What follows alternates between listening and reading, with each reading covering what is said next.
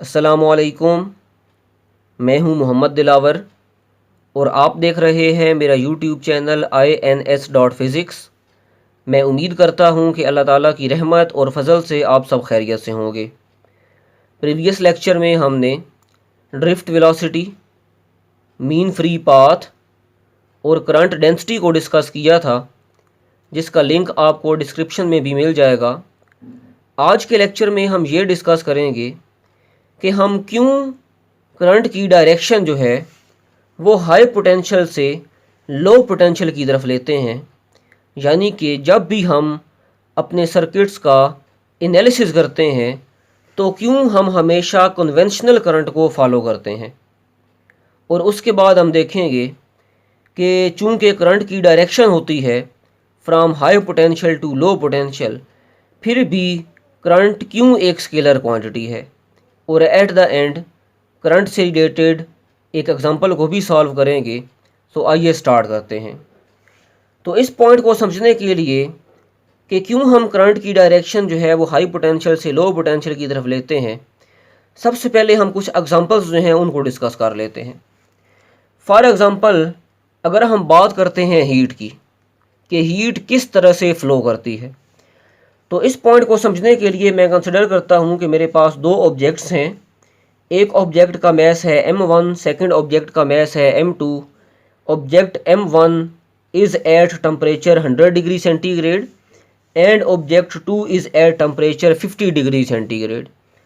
अगर मैं इन दोनों ऑब्जेक्ट्स को किसी एक कंडक्टिंग वायर के साथ कनेक्ट कर देता हूं, किसी कंडक्टिंग मटेरियल के साथ कनेक्ट कर देता हूं, या इन दोनों ऑब्जेक्ट्स को आपस में इन कॉन्टेक्ट कर देता हूं, तो क्या होगा। हीट जो है, जिसको हम यहाँ पर Q से शो करवा रहे हैं, वो हीट हाई टेम्परेचर से लो टेम्परेचर की तरफ फ़्लो करना स्टार्ट कर देगी। और कब तक फ़्लो करती रहेगी? जब तक इन दोनों ऑब्जेक्ट्स का जो टेम्परेचर है वो बराबर नहीं हो जाता। जब m1 का टेम्परेचर डिक्रीज़ होकर 75 डिग्री सेंटीग्रेड हो जाएगा और m2 का टेम्परेचर इंक्रीज़ होकर 75 डिग्री सेंटीग्रेड हो जाएगा, अब जो ट्रांसफ़र ऑफ हीट है वो क्या हो जाएगा? स्टॉप हो जाएगा। अब किसी तरह की हीट फ़्लो नहीं करेगी और हम कहेंगे कि ये दोनों ऑब्जेक्ट्स जो हैं वो थर्मल इक्विलिब्रियम में आ चुके हैं। तो इट मीन्स हमें पता चला कि अगर हम हीट को ट्रांसफ़र करवाना चाहते हैं तो हीट हमेशा ट्रांसफ़र होगी from high temperature to low temperature, और जहाँ पर टेम्परेचर में किसी तरह का डिफरेंस एग्जिस्ट नहीं करेगा वहाँ पर किसी तरह की हीट भी फ़्लो नहीं करेगी। बिल्कुल इसी तरह से एक एग्जांपल है फ़्लो ऑफ वाटर की। फॉर एग्ज़ाम्पल, मेरे पास दो टैंक्स हैं। दोनों टैंक्स जो हैं वो अर्थ से हाइट h1 और हाइट h2 के ऊपर मौजूद हैं और अभी ये दोनों हाइट्स बिल्कुल सेम हैं। अगर मैं टैंक नंबर 1 को ज़्यादा हाइट के ऊपर लेकर जाता हूँ, टैंक नंबर 2 कम हाइट के ऊपर मौजूद है, और जो इन दोनों टैंक्स के अंदर वाटर था उसको फ़्लो करवाने के लिए मैं इन दोनों टैंक्स को एक पाइप के साथ कनेक्ट कर देता हूँ, तो क्या होगा? जो वाटर होगा वो ज़्यादा हाइट से कम हाइट की तरफ फ़्लो करना स्टार्ट कर देगा। और ये बहुत कॉमन सी ऑब्ज़र्वेशन है। आप रोज़मर्रा ज़िंदगी में देखते हैं कि वाटर जो है वो हमेशा ज़्यादा हाइट से कम हाइट की तरफ फ़्लो करता है। अगर तो हाइट बराबर होगी तो किसी तरह का वाटर फ़्लो नहीं करेगा। इट मीन्स कि वाटर को भी फ़्लो करवाने के लिए हमें हाइट में चेंज लाना जो है वो ज़रूरी है, जिस तरह से हीट को फ़्लो करवाने के लिए दो बॉडीज़ के दरमियान टेम्परेचर डिफरेंस का होना ज़रूरी है। इसी तरह से लिफ्ट ऑफ एन एरोप्लेन, कि एक एरोप्लेन जो है वो किस तरह से हाइट के ऊपर जो है वो जाता है। तो आपने फर्स्ट ईयर में भी इसको डिस्कस किया था कि एक एरोप्लेन के विंग को कुछ इस तरह से डिज़ाइन किया जाता है कि विंग का जो बॉटम होता है, जो लोअर साइड होती है, उस लोअर साइड के ऊपर एटमॉस्फेरिक प्रेशर ज़्यादा होता है, और जो विंग की अपर साइड होती है वहाँ पर एटमॉस्फेरिक प्रेशर कम होता है। तो इस वजह से जो विंग होता है, यानी कि जो एरोप्लेन है, वो हाई प्रेशर से लो प्रेशर की तरफ मूव करना स्टार कर देता है, यानी कि एक नेट फोर्स एक्ट करती है from high pressure to low pressure, और हमारा एरोप्लेन जो है वो आहिस्ता आहिस्ता ऊपर को जो है वो उठता जाता है। बिल्कुल इसी तरह से गैसेस, फ्लूइड्स वो क्या करती हैं कि जहाँ पर हमारी गैसेस को लोअर एटमॉस्फेरिक प्रेशर मिलेगा, अकॉर्डिंग टू बर्नौलीज इक्वेशन हमारी वो गैसेस उस लोअर प्रेशर की तरफ क्या कर जाती हैं, with very high velocity move कर जाती हैं। यानी कि हीट को फ्लो करवाने के लिए टेम्परेचर का डिफरेंस होना ज़रूरी है, and practically heat will flow from high temperature to low temperature. इसी तरह से वाटर को फ्लो करवाने के लिए लेवल में चेंज होना ज़रूरी है, हाइट में चेंज होना ज़रूरी है, and water will flow from higher height to lower height.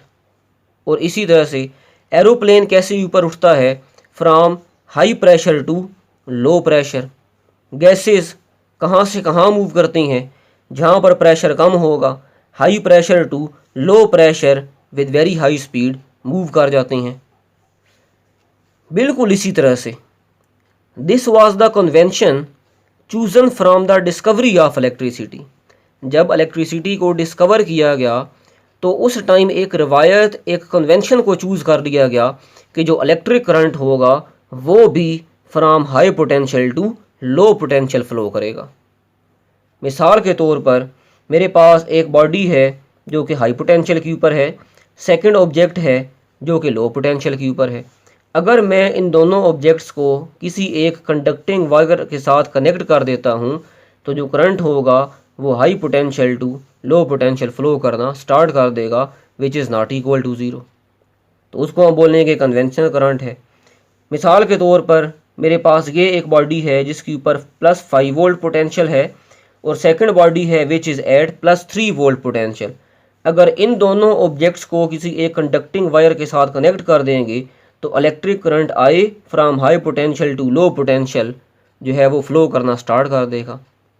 बिल्कुल इसी तरह से एक ऑब्जेक्ट है which is at +12 volt potential and second object is at 0 volt potential, then the current will also flow from high potential to low potential। लेकिन अगर दोनों bodies, दोनों ऑब्जेक्ट्स सेम पोटेंशियल के ऊपर हैं, ये भी +3 वोल्ट के ऊपर है, ये भी +3 वोल्ट के ऊपर है, तो आप बेशक इन दोनों ऑब्जेक्ट्स को आपस में कनेक्ट कर दें, क्योंकि यहाँ पर पोटेंशियल का डिफरेंस नहीं है, यहाँ पर पोटेंशियल डिफरेंस ज़ीरो है, इसलिए यहाँ पर किसी तरह का कोई करंट फ़्लो नहीं करेगा। तो हमें पता चला कि जब भी हम करंट को फ़्लो करवाना चाहते हैं तो पोटेंशियल का जो डिफरेंस है वो होना बहुत ज़रूरी है। जहाँ पर पोटेंशियल में डिफरेंस नहीं होगा वहाँ पर किसी तरह का कोई करंट फ़्लो नहीं करेगा। बिल्कुल जिस तरह से हीट फ़्लो करती है जब दो बॉडीज़ के दरमियान टेम्परेचर का डिफरेंस होगा, जिस तरह से वाटर फ़्लो करता है कि हाइट में डिफरेंस होगा, जिस तरह से एरोप्लेन अपवर्ड डायरेक्शन में मूव करता है जब प्रेशर में डिफरेंस होगा, और गैसेस फ़्लो करती हैं जब प्रेशर में डिफरेंस होगा, बिल्कुल उसी तरह से करंट फ़्लो करेगा high potential to low potential जब पोटेंशियल में डिफरेंस होगा। अगर पोटेंशियल में डिफरेंस नहीं है, जैसे यहाँ पर पोटेंशियल डिफरेंस जो है 3 - 3 वो ज़ीरो है तो करंट इज़ ज़ीरो, लेकिन यहाँ पर पोटेंशियल का डिफरेंस है high potential minus low potential, यानी कि 12 वोल्ट माइनस ज़ीरो, तो यहाँ पर पोटेंशियल डिफरेंस है 12 वोल्ट, यहाँ पर इलेक्ट्रिक करंट फ्लो करेगा। यहाँ पर पोटेंशियल डिफरेंस है 2 वोल्ट, तो यहाँ पर भी इलेक्ट्रिक करंट फ्लो करेगा। सो यही वजह है कि हम जो करंट की डायरेक्शन लेते हैं वो high potential to low potential लेते हैं। Now the question is why is current a scalar quantity. Current एक स्केलर क्वांटिटी क्यों है? हालांकि हम बार बार ये कहते हैं कि करंट की डायरेक्शन हाई पोटेंशियल से लो पोटेंशियल, डायरेक्शन का वर्ड यूज़ करते हैं, तो डायरेक्शन का वर्ड तो हम ऐसी क्वांटिटी के लिए यूज़ करते हैं जो कि वेक्टर हो। तो करंट क्यों एक स्केलर क्वांटिटी है? तो इसका आंसर बहुत सिंपल सा है। मिसाल के तौर पर ये एक वायर है जिसके अंदर 3 एम्पियर करंट फ्लो कर रहा है। इसी तरह से ये एक वायर है जिसमें 2 एम्पियर करंट फ्लो कर रहा है, और थर्ड एक वायर है जिसमें 5 एम्पियर करंट फ्लो कर रहा है। ये तीनों करंट्स इस एक पॉइंट के ऊपर आकर मीट करते हैं, क्योंकि हमने इन तीनों कंडक्टर्स को एक पॉइंट के ऊपर कनेक्ट किया हुआ है, और यहाँ से एक कंडक्टर एक अलग तार जो है उसको निकाला हुआ है। अब अगर हमसे कोई पूछता है कि भाई इस वायर में कितना करंट फ्लो कर रहा है, तो हम क्या कहेंगे, 3 ampere plus 2 ampere plus 5 ampere is equal to 10 ampere. यानी कि इस पॉइंट से जो करंट बाहर आएगा वो करंट कितना होगा, 10 एम्पेयर होगा। और प्रैक्टिकली ऐसा ही होता है। एक और एग्जांपल, इस वायर में जो करंट फ्लो कर रहा है दैट इज़ 5 एम्पेयर। दूसरी वायर में जो करंट फ्लो कर रहा है वो इस डायरेक्शन में फ्लो कर रहा है 3 एम्पेयर। थर्ड वायर में जो करंट फ्लो कर रहा है वो इस डायरेक्शन में फ्लो कर रहा है 2 एम्पेयर का। और फोर्थ वायर जो है उसमें करंट फ्लो कर रहा है 1 एम्पेयर, जो कि इस पॉइंट से अवे जा रहा है। अब अगर हमसे कोई पूछता है कि इस पॉइंट से कितना करंट बाहर आ रहा है, तो हम किस तरह से कैलकुलेट करेंगे। 5 एम्पेयर क्योंकि एंटर हो रहा है तो इसको मैं पॉजिटिव लूँगा। 3 एम्पेयर क्योंकि लीव कर रहा है तो उसको नेगेटिव लेंगे। 2 एम्पेयर क्योंकि एंटर हो रहा है तो उसको पॉजिटिव लेंगे। 1 एम्पेयर क्योंकि लीव कर रहा है तो उसको नेगेटिव लेंगे। और हमारे पास टोटल करंट आ जाएगा 3 एम्पेयर। यानी कि इस पॉइंट से जो करंट बाहर आ रहा है वो करंट कितना है, 3 एम्पेयर है। और प्रैक्टिकली अगेन ऐसा ही होता है। तो क्योंकि जो एडिशन ऑफ करंट है वो simple arithmetic rules of addition को फॉलो करता है। कभी भी जो इलेक्ट्रिक करंट है वो वेक्टर एडिशन के रूल्स को फॉलो नहीं करता। और क्योंकि करंट वेक्टर एडिशन के रूल्स को फॉलो नहीं करता, यानी कि हेड टू टेल रूल्स या लॉ ऑफ पैरेललोग्राम जितने भी रूल्स हैं उनको फॉलो नहीं करता, इसीलिए हमारे पास जो करंट है वो स्केलर क्वांटिटी है।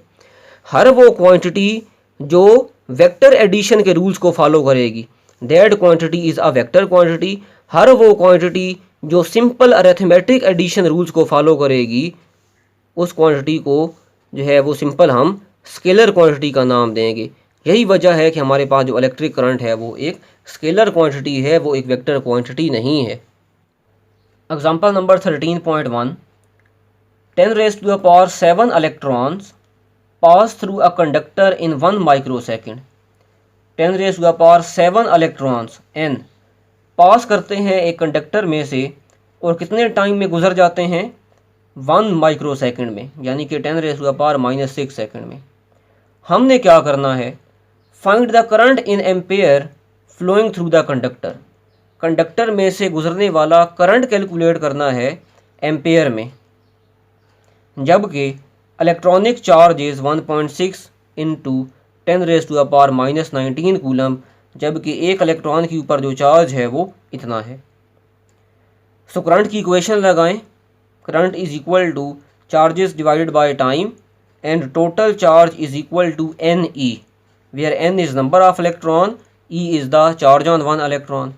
सो यहाँ पर वैल्यूज़ पुट कर दें, number of electrons, charge on 1 electron and time.